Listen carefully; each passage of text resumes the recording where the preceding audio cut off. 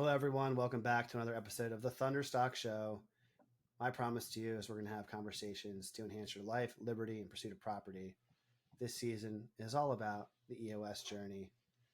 Justin Boling from Northern Colorado is here today, proudly representing pretty close to on-brand colors with the Broncos and EOS. Navy blue, black, close enough. Yeah, Justin, how you doing? I'm doing good, man. Doing good. Hit the gym this morning and ready to roll, bro. Right on.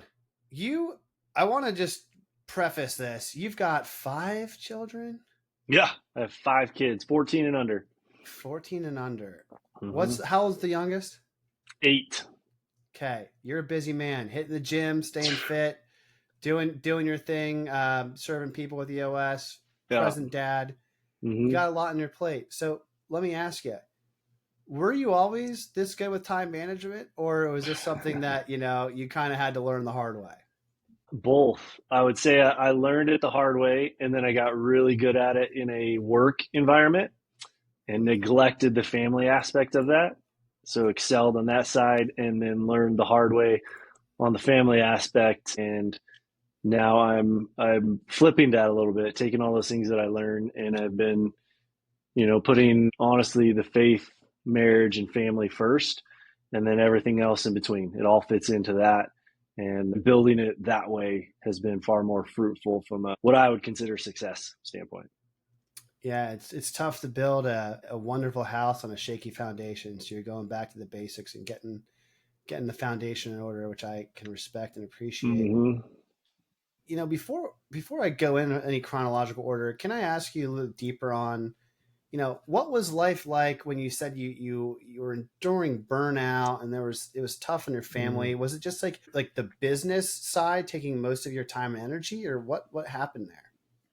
Yeah, I tell people all the time, I'm a recovering workaholic. I love to work. When I was a kid, my dad owned a business, construction business, and he's still alive. We talk all the time. But one of the things he taught me and instilled in me, my sister and I, was just to work hard, right? And so that was a great thing. But there's a side to that that's like that's all I did, right? That became my identity, became everything that I did. Get up at 4:30. I'd go to the gym. I'd do all this stuff. Be working at my desk from 6 to 6. Come home by 7, right? And business was good, money was great, but I didn't see my kids. I didn't see my wife. We'd go on vacations, all that kind of stuff, right? But I wasn't present. I was non-existent. And while being successful in one aspect, was really neglecting and deteriorating this amazing organism that I was called to lead more so than I expected and knew. And so, yeah, I would say it led to burnout for sure. And it led to a false sense of self-worth, and chasing a promotion or chasing the next sale or chasing whatever it was became almost like a drug. And that became the focus, and until it couldn't be the focus anymore. Man, it's so powerful to hear, the story, because people try to, and not everyone, but some try to tie their goals and their mission based off of certain, even revenue numbers, Mm, or, certain net worth. And it's like, okay, yeah. you can get anything you want in life, but comes a cost. It's just like making sure that you're willing to pay it. And that sometimes can be sacrificing your family. So I'm glad to hear that you didn't make that sacrifice to achieve any material success. But what do you think led you to discovering the balance, and how did EOS come into play? We discussed a little bit about the EOS life and the different components, but what was the impetus for the discovery and transition into the EOS life?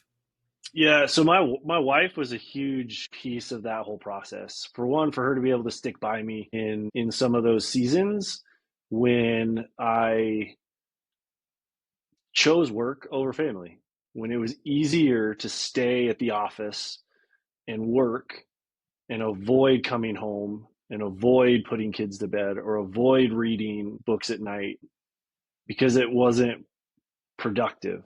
It wasn't measurable. It didn't give me the same high or self-worth. And so there's multiple moments I think of where she either shook me, right? And was like, hey, hello, McFly, right? To beckon back to the future, right? Or like moments where she just, would silently pray or put her hand on my shoulder and be like, hey, what's going on? What are you doing? And I think that is super, super powerful.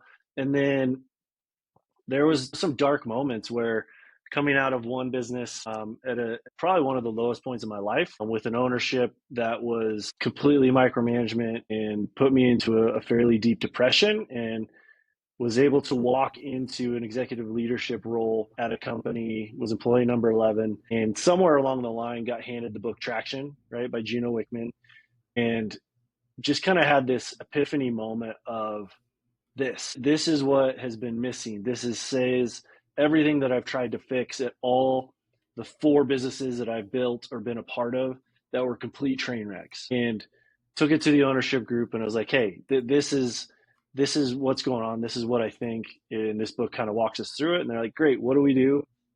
And I was like, well, we go hire one of these implementers, I guess, and we kind of follow the path that they guide us on. And they kind of laughed at each other, and they were like, cool, but push the book back across the table. How about you're the COO integrator now, go figure it out. So walked out with like this, oh, okay, like, and started to really wrestle with this. I know how to do this, right? It's 6 a.m. to 6 p.m., grind, push, build, grow, right? Easy. And working through the EOS framework and the processes and the tools forced me to slow down and to really start to think about, okay, how do I use this VTO? How do we use our core values? How do we use these rhythms, right? To simplify all the things that we're doing so that not just me, but that all of us, right, can start to live our lives and not have to live that other soul sucking, right, version of life that so many of us seem to subscribe to. And so we went from very humbly, we went from 11 people to 450. We went from about 25 million to 135, 140 million dollars in 3.5, 4 years. And it was incredible. Sold to a large Fortune 10 company, and yeah, the rest is kind of history. And when it was time to switch, is the wife again and some Jesus, and we wanted something different, and we wanted to really swing the pendulum back towards the family, and building our true EOS life was the next step. And so we jumped in all EOS, and it's so rewarding to be able to have those conversations with multiple teams and multiple people, and really start to push the conversation of, hey, there's a better way.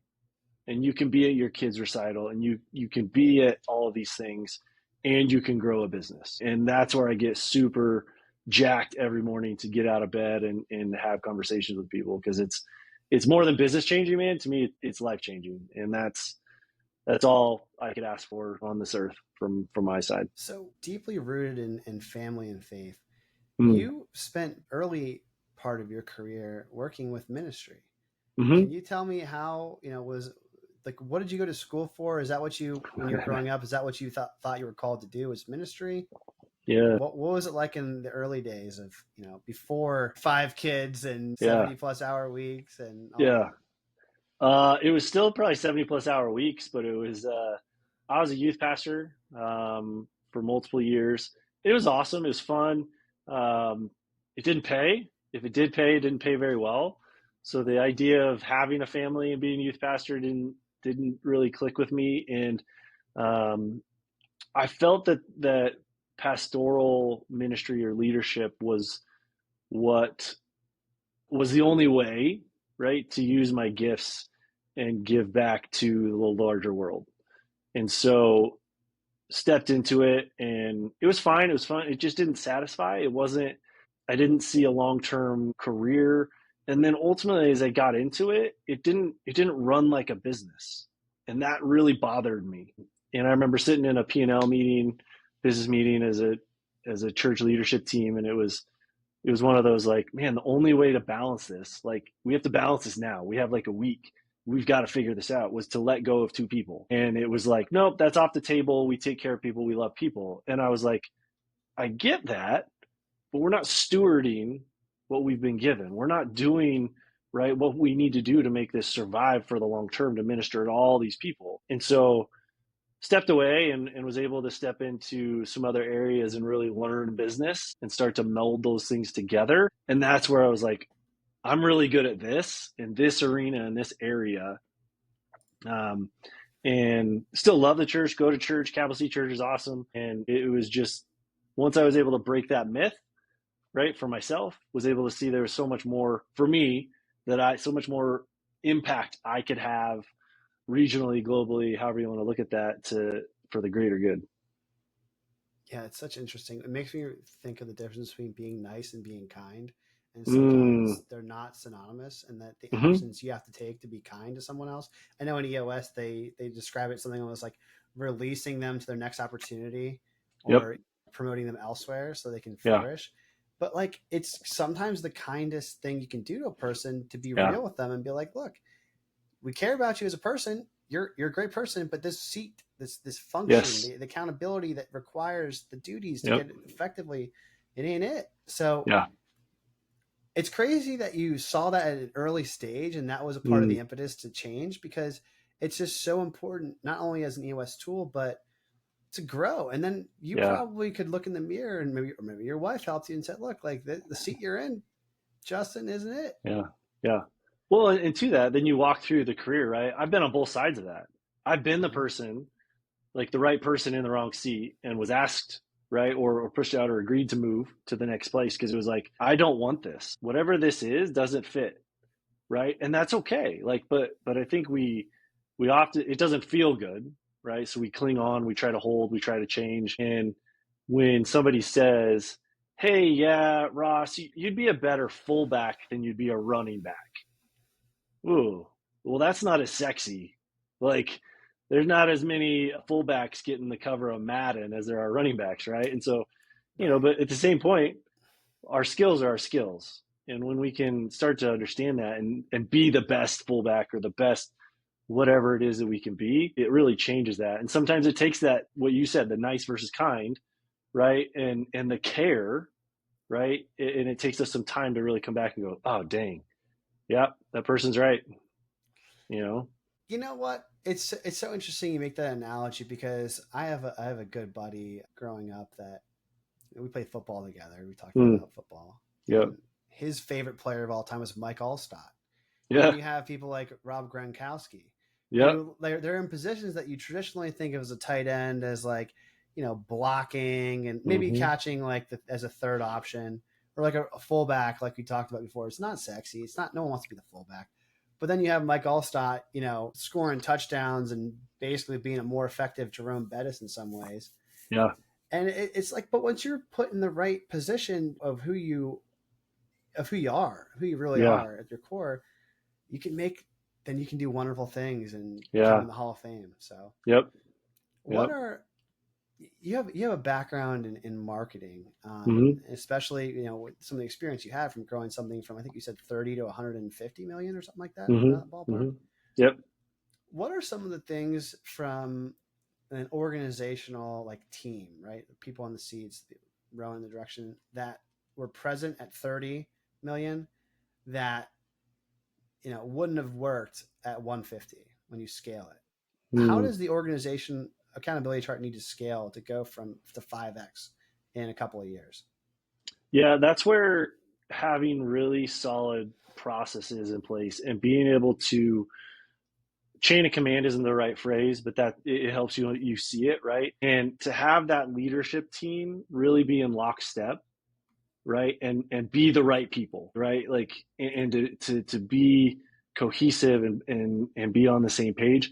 And if that can happen, then all of this takes care of itself, right? Honestly. Because if you're able to have those conversations, everybody's on the same page, core values, everybody is right person, right seat, right? There's no questions, and everybody can be open, honest, and vulnerable in that space. Then all of these other mechanisms, right, start to fall into place, right? And you're following just the process, and you're saying, okay, Justin, what's marketing and sales seat? Okay, that's John. Okay, great. Does he fit, right? And you're just walking through that process, and you're being kind, right? You're working through that. John, I just don't think John fits. Yeah, I don't think he fits, right? And you're able to have that stuff. So as you're scaling, the open and honest and vulnerable side of that is the key, in my opinion.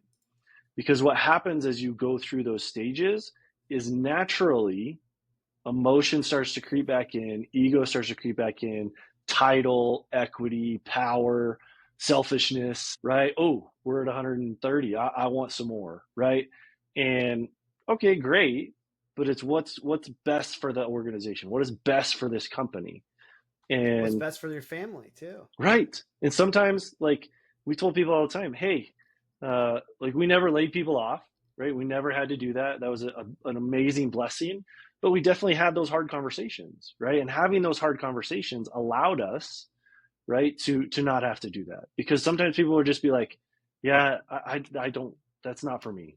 Okay, great. How can we help you? Like, and we would literally connect them with other jobs or other people or other, right, to help them, right, exit in a great way to where when they left, hey, you should go work with them. Wait, didn't you not get let go from there? Oh, it doesn't matter, right? Like, and then it's bigger than the cause. You're helping the people, and but again, it starts with having the right people at that leadership team level. And to go a step further, that's one of the biggest things I see now being on this side, right, on the EOS implementation side of, hey, we got to get this right, and I see it, right? And coaching the teams and the visionaries and the leaders through somebody in the room who's not right, right, happens almost all the time, right? And for them to see it and to make that decision and to actually make the change, that is the break point in a lot of people's ceilings and growth. It just comes down to how can we teach everyone to be kind to one another,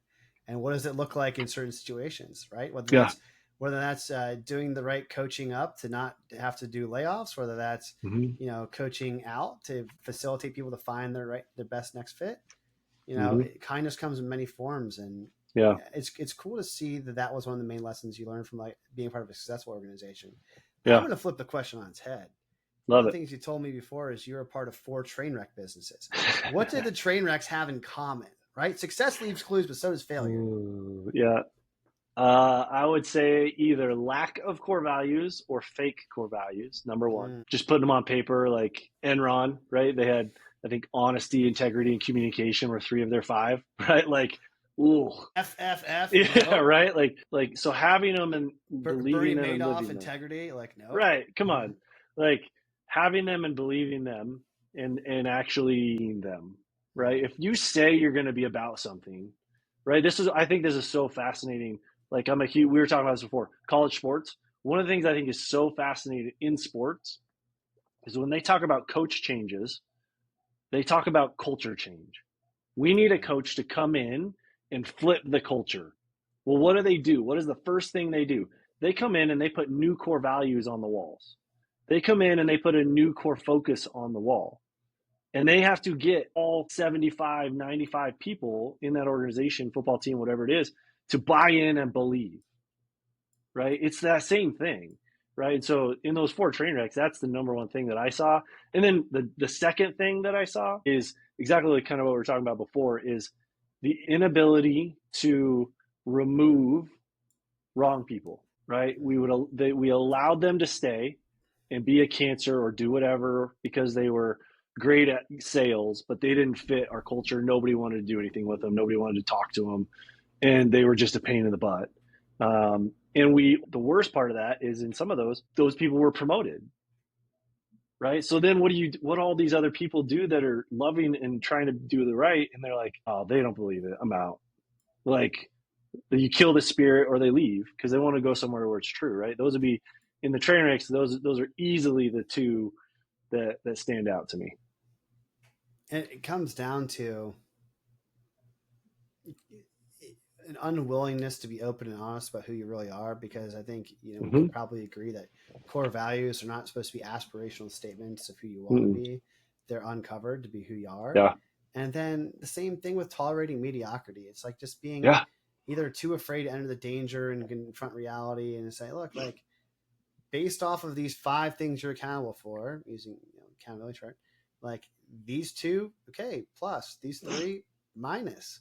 So we either got to get this right or not. And it's not, I think that, at least in my experience, one of the hardest things with business is obviously people, but specifically it's managing the emotional relationship around people, that they think that giving feedback is like a punishment versus a gift.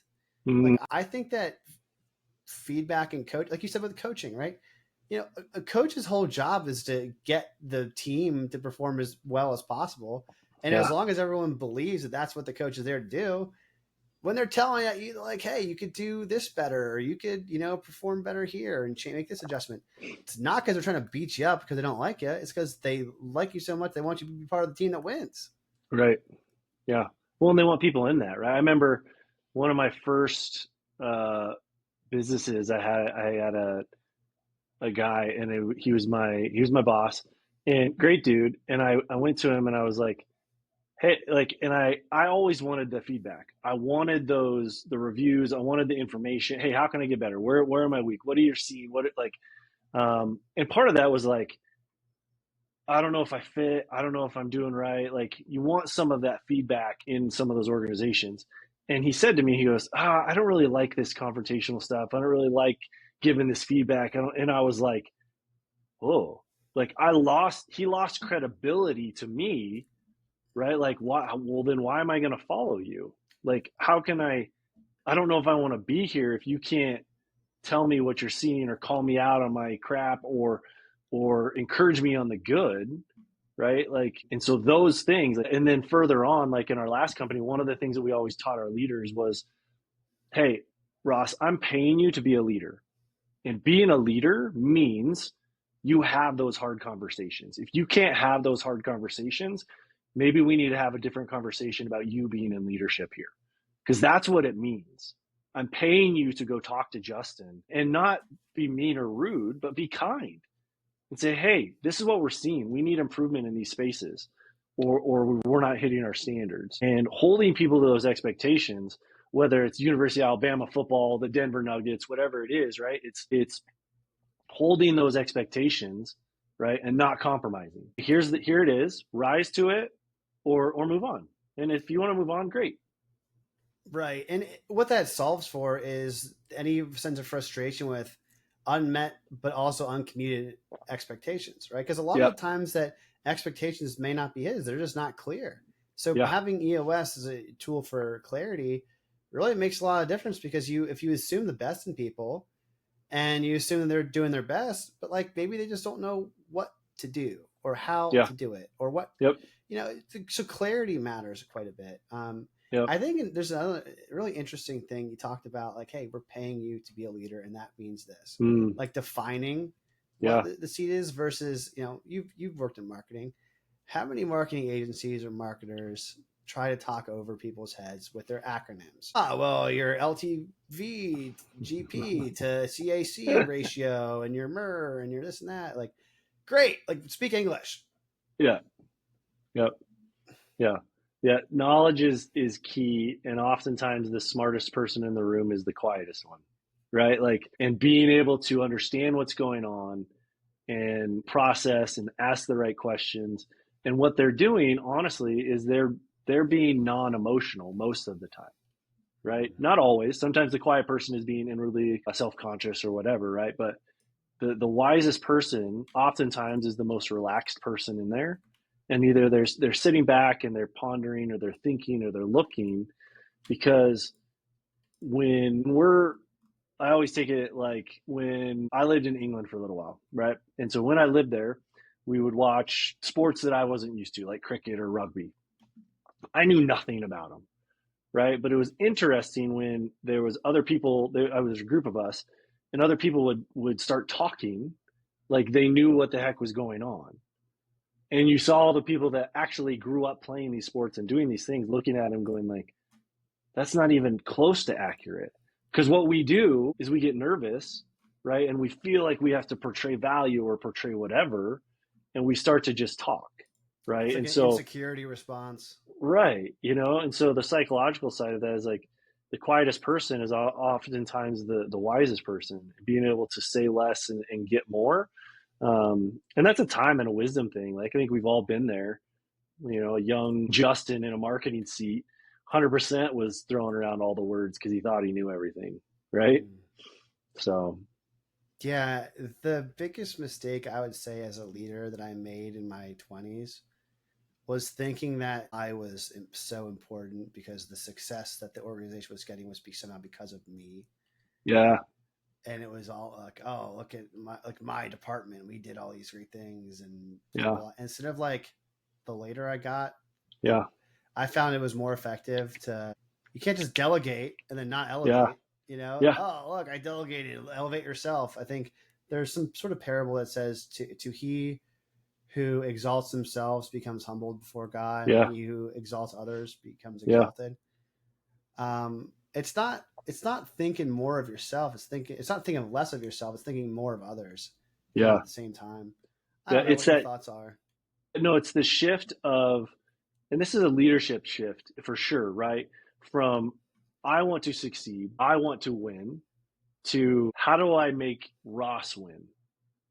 And if Ross wins, I win, Yeah. right? And celebrating that and building that, and that becomes cultural, right? Like I remember people coming in, my team coming in, and they'd ask certain things like, "Great, how can we do that? What do you need from me to help you do that?" And they're like, "What do you mean?" I'm like, "I'm not doing it. That's your idea. Let's go. Like you tell me, you lead it. I work for you in this." Like, and that as a piece to change that. One of the things my dad always said when he had his company was, people will live where they can build.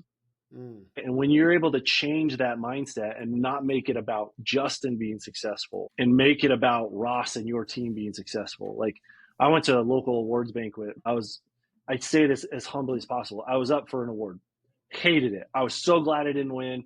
I didn't want to talk. I didn't want the attention. And I was sitting there and I was like, man, I want my clients to be up there. That is success. If they're up there getting those awards, we've done good work, right? And to me, that is far more exciting and fulfilling, right, than the other empty side of personal accolades or whatever it might be. You know what I mean?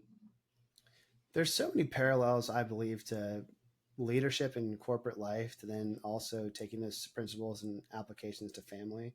Mm-hmm. And I think one of them you mentioned before is like, as soon as my I have one child, you have five, which God bless you. I don't know how you do it, but that's awesome. It's aspirational.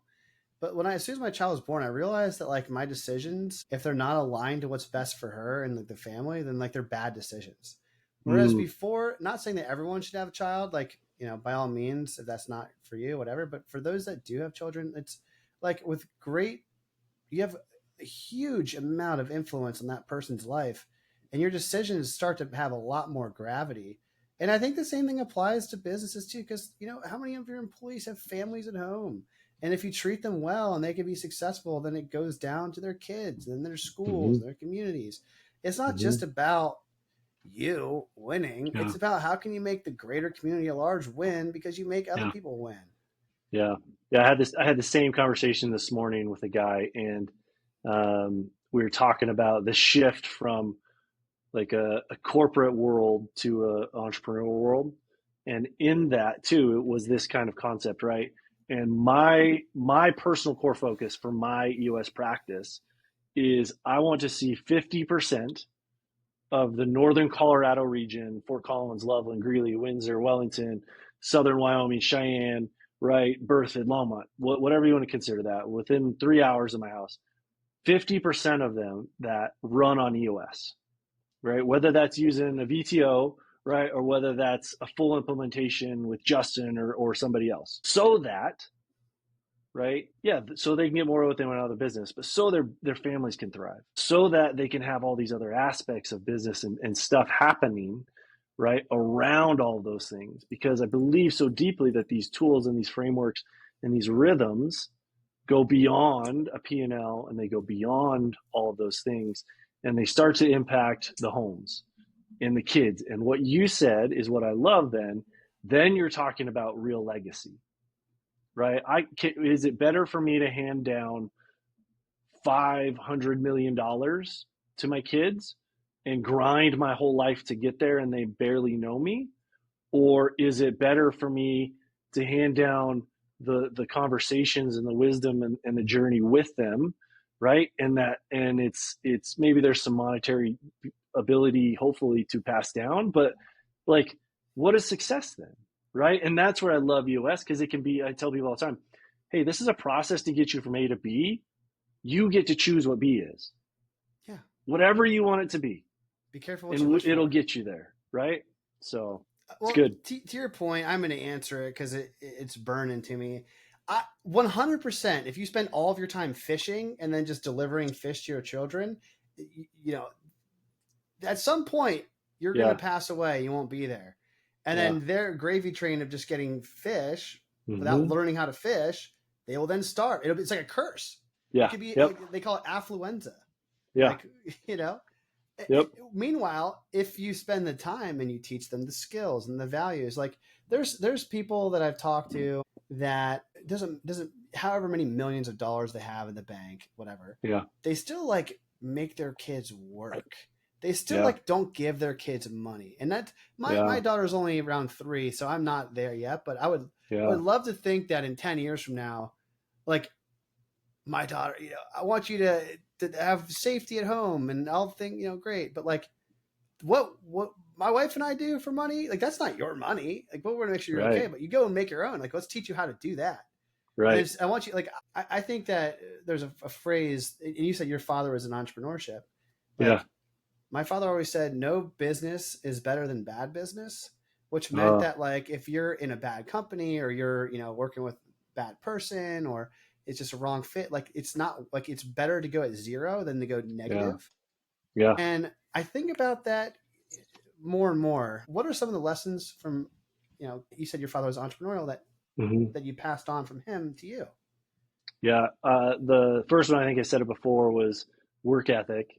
That was a non-negotiable. He grew up on a farm, and then in the company in our house, it was, yeah, we work and we do it the right way, right? And he was way better than I was at a resting standpoint, right? Abide, hustle, rest, repeat, however you want to phrase that. I just went full hustle then, right? I was like, okay, this is success. This is achievement. Is I know how to work hard, right? What do you need to do? We need to scrub the floors. Great, let's go scrub the floors, right? Let's do the next thing. Um, so that is one, which I'm internally grateful for, right? And trying to pass that and teach my kids that too.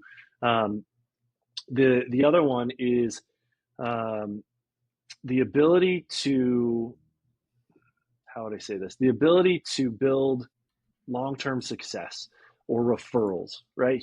Mm. He was all about, when he was building the business, he was all about, hey, we're going to have 5 to 7 clients and do it really, really well, rather than 12 to 15 to 18, scale this, grow it, and overextend ourselves.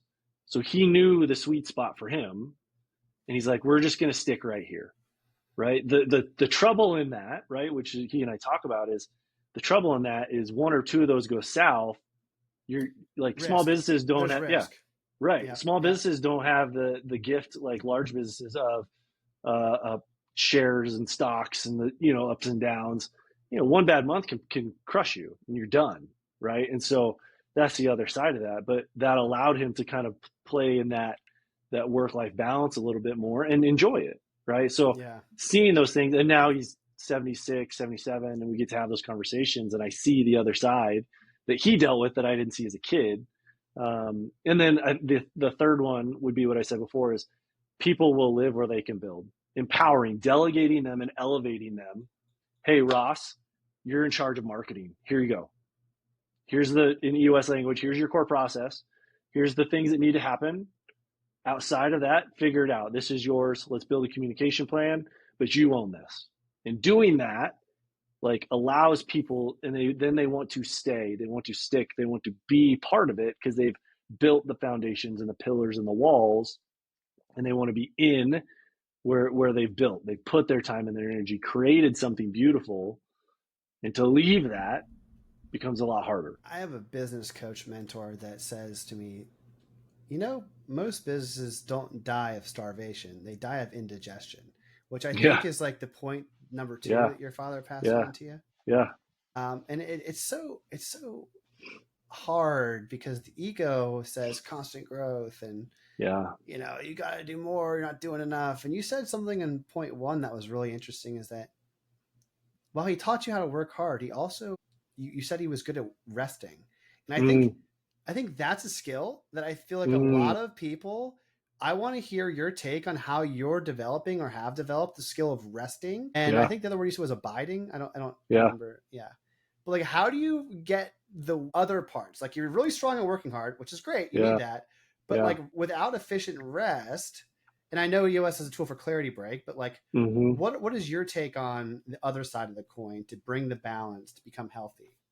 Yeah, it's a discipline, right? You go back to Jocko Willink, whatever, discipline is freedom. My buddy, who's an EOS guy, Justin Mouse, talks about success loves discipline, right? Those concepts, right? And I saw this somewhere the other day, and it's like, and it was a comparison to EOS, but it fits in this too of brushing your teeth, right? We all brush our teeth, right? Or we But should.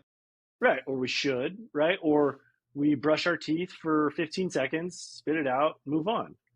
Okay, well, what results are you going to get from that versus what results are you going to get if you do it for 2 minutes and you floss and you use your water pick and you do all the things that you need to do? The discipline and the acts of doing those things become the results. That's where EOS becomes the framework from a business standpoint, right? To be able to say, wait, you want to be a $10 million business and then exit? Okay, here's the steps. Let's build the steps to get to there.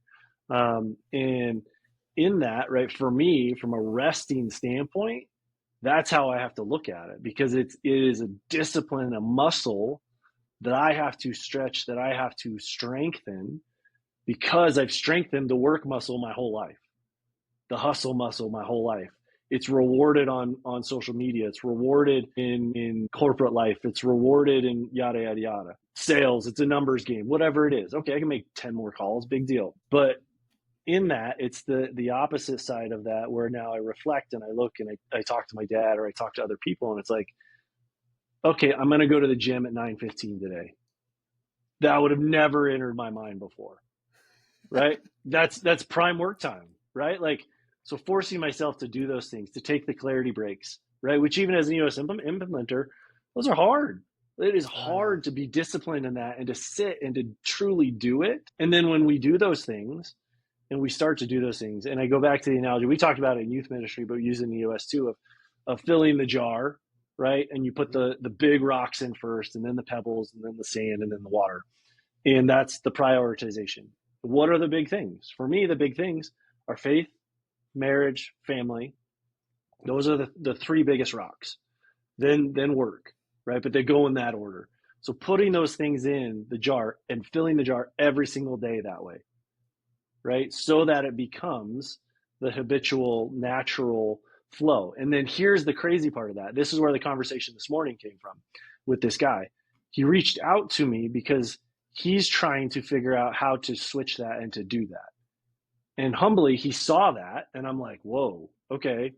Like that's very humble. I'm not great at that, but let's talk through it. And because it's not normal, right? And so to stretch that muscle, to grow that muscle, to build that stuff, it goes back to the discipline aspect of it because it's easy for me. I can make 10 more calls, easy, done, right? But I Sure. should probably go play sequins with my kid, right? You know what I mean? Like looking at my phone, I need to make 3 calls, right? And it's that constant struggle, but it goes back to priorities, man, and figuring it out and staying locked in on it. It's not easy, and it's not a great answer for a lot of people because they want an easy button, you know? Yeah, but the obstacle is the way, right? Yes. Discipline equals freedom. The obstacle is the way. It's Hmm. like, look, the long way is the shortcut because every time you do a shortcut, you're going to pay for it in Yeah. ignorance tax. You're going to pay for it in penalties and fees and all Yeah. this other crap that comes along with it. Say, talk about digital marketing, right? Like I worked with a company to remain anonymous that during the heyday of black hat SEO, where you would take like X Rumor or these other types of Yeah. bots and just spam, uh, you know, Yep. PBN backlinks, which I think we can relate. For those that aren't Yeah. talking, it's just a shady tactic in marketing that Yeah. like Yeah. doesn't benefit a human being. And it was ranking these sites way up until it wasn't. And then the person that implemented that left, and then I took the spot, and I was like, Yeah. "Whoa, we're going to de-index these links, like disavow Yeah. them. We're going to start doing content marketing the right way." Yeah. And they're like, "Well, we're not getting quick fixes." But I'm like, "Look, within 1 year, this is case studies, not to exalt myself, but just to Yeah. say, Yeah. like, look, if you just do the right thing and you Yeah. stop doing the wrong thing, Mm-hmm. it might not happen overnight, but eventually it Yeah. will happen. Yeah. Yep. Yeah.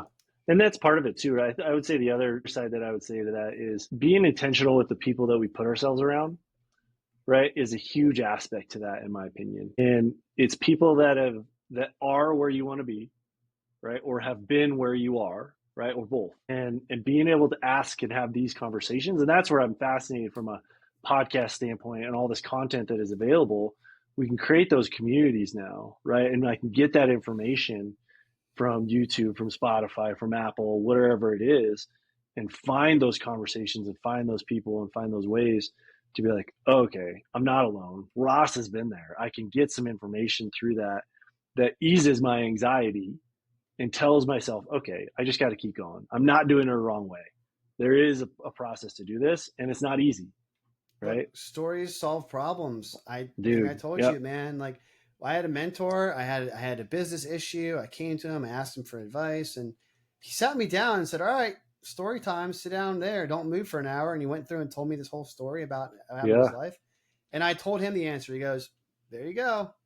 Didn't like you said before, delegating and elevating. Like if I tell someone Yeah, a story and it resonates with them and it's like what they needed to yeah, hear at the time, they're going to solve their own problem yep, and they're going to yep, connect with you and it strengthen the yep, relationship. And I think what you said was so important before, and it was along the lines of you can, if you seek something, you'll find it, right? It's not just with mm, SEO and paid ads, but like if you're looking for an answer, you're looking for, you have a prayer or something, like yeah, you're going to find it, but just don't stop seeking it, right? Like yeah, if you would have just said, you know what, family relationships that are strained because of my workaholism, I guess I lost my family. I'm not going to change my behavior. Like that yeah, would stink. That would be yeah. terrible. But you kept trying to seek what's the way to get the balance. And then look, we're here having this conversation. Yeah. Well, I love that. I think stories do solve problems, right? And I think it eases, makes people feel like they're not alone. And we always tell clients, I always tell clients, hey, 98, 99% of the time, the answer is already in the room and it's not from me, right? You guys know it. We've just got a journey to it.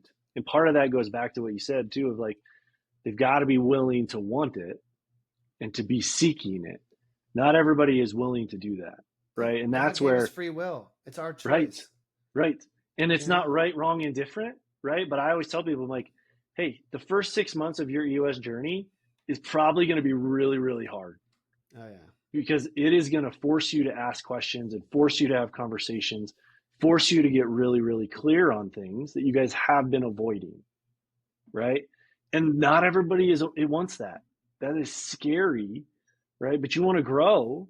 Like everybody goes, oh, what's the secret from going? You asked me before, what's the secret from going from 25 to 140 million? Getting real open and honest, and vulnerable, and putting everything on the table, Do you right? want the And pain of discipline or do you want the right, pain of regret? Because everything in life, existence is pain. Everything is hard. You get to choose yeah, voluntarily choose your pain. I think yeah, that's what I'm getting from your story. 100%, yeah. I mean, and there's a reason that self help books are the number one selling book because we think the next 3-step process or whatever is going to fix it all. It will if you stick to it, but Yeah, nobody there's a does. point of diminishing return between Yeah. consuming content and just go out and doing the thing. Yep. So Yeah. hard work and community is a great teacher. Mm-hmm. Books. There's a place for books. Trust. Don't get me wrong. We both love Yep. traction. I'm Yep. sure, but Yep. like balance it, right? Don't make the Yeah. book. Don't make reading and consuming content your number one rock in the jar. Like Right. make it some pebbles, maybe a little bit of Yeah. sand as a daily habit. Yep. Yep. For sure. Speaking of free will and things we can Yep. choose and not choose, you can't choose the question that the last guest has for you, which I'm springing upon you as a surprise.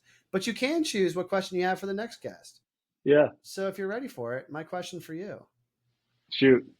This is a fun one. I don't believe in coincidence. Justin, how are you going to go about making a positive impact in our culture and society right now with all the stress out there, people watching the news, worrying about stuff they can't control? How are you going to be a light in culture and society?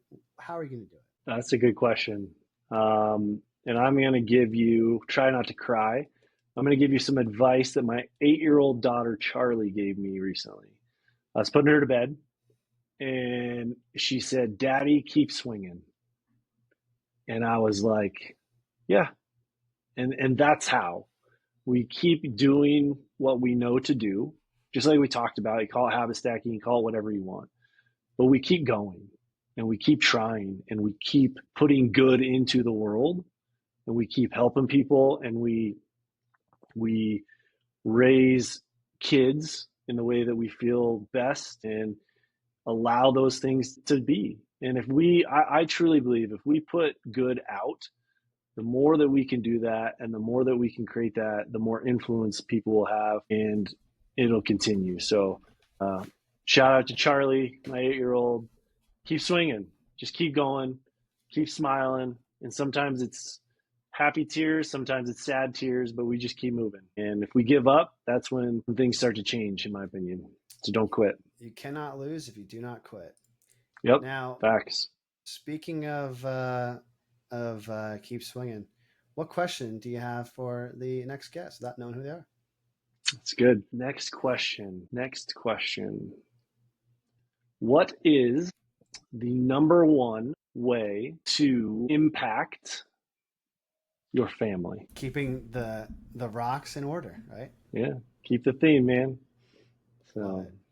cool. Justin, it was a pleasure sharing stories, getting to know you, hearing about your EOS journey in life. For everyone Yeah. listening, we don't run ads in the show, don't plan to. If you found these stories and these insights to be valuable and you know someone that could benefit from it, share it with a friend. I don't run ads in the show. Yeah. It's the only way the show grows. It means the world to me. Yeah. And Justin, thank you. It's been a pleasure. Dude, loved it, man. Mad respect. Keep rolling, dude. Keep swinging. Oh, yeah. Take care, everyone. Be well.